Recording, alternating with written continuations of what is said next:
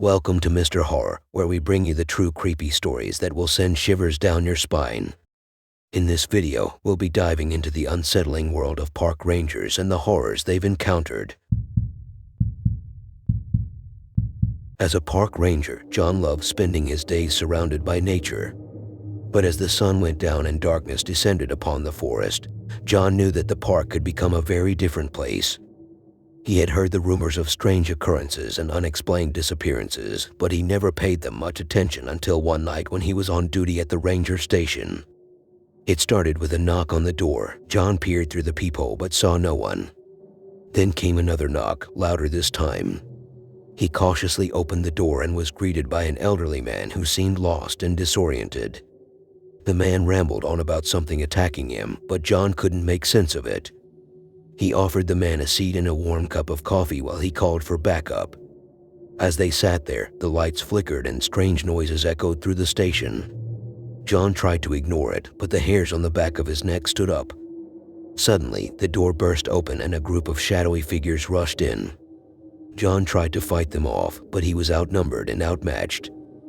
They dragged him outside and into the dark woods, leaving the station behind in ruins. John woke up to find himself tied to a tree in the middle of the forest. He had no idea how long he had been unconscious or who had taken him. All he knew was that he was alone and vulnerable. As the night wore on, John heard rustling in the bushes and whispered voices in the distance.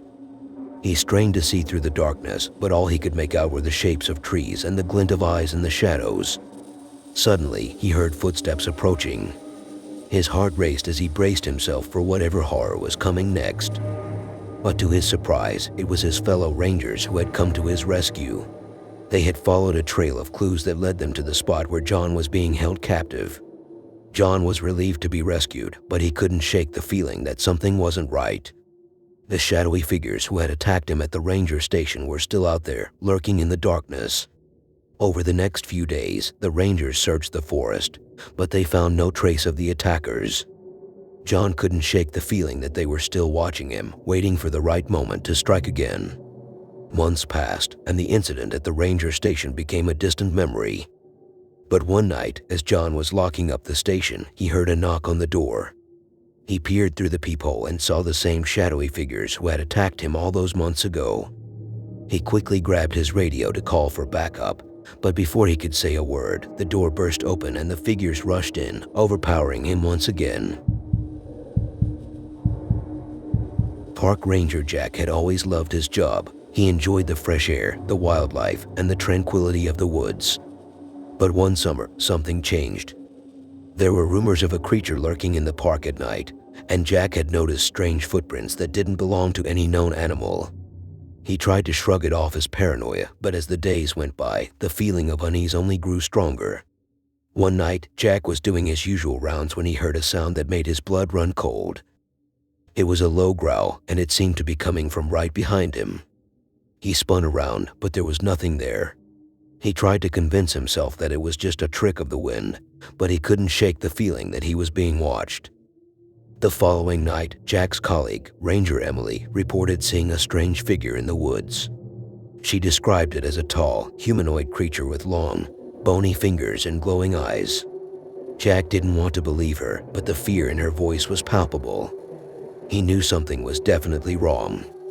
They decided to investigate the area where Emily had seen the creature. As they approached, they could smell something foul, like rotting flesh. Suddenly, the trees started shaking violently, and they heard a loud growl. Jack and Emily ran for cover, their hearts pounding in their chests. The next day, Jack and Emily went to report their findings to their supervisor, but they were met with skepticism. Their supervisor insisted that there was no such thing as a monster in the park, and that it was just their imagination playing tricks on them. But Jack and Emily knew better. They couldn't ignore the strange occurrences any longer. They decided to set up cameras in the park to try to capture evidence of the creature. Days passed without any results, but on the seventh night, the cameras finally caught something. A dark figure with long arms and glowing eyes emerged from the shadows. Jack and Emily watched in horror as it slowly made its way towards the camera, its face contorted into a menacing grin. The footage was enough to convince their supervisor that something was indeed lurking in the park. Jack and Emily were relieved that their claims were finally taken seriously, but they knew they could never let their guard down again. It was a typical day for Park Ranger Emma as she patrolled the forest. She had always felt at peace among the trees, but today was different. The air felt thick and heavy, and a sense of foreboding seemed to follow her every step. She shook it off, telling herself it was just her imagination. As she walked deeper into the woods, she noticed strange markings on the trees. They were deep, jagged lines etched into the bark, almost like claw marks. Emma's heart rate quickened as she followed the trail of marks deeper into the forest. It was then that she saw something that made her blood run cold. There, in the clearing ahead, stood a figure dressed in ragged clothing, staring straight at her. Emma's training kicked in as she approached the figure, who appeared to be a homeless man. But as she got closer, she realized something was wrong. His eyes were vacant, and he muttered incoherently to himself.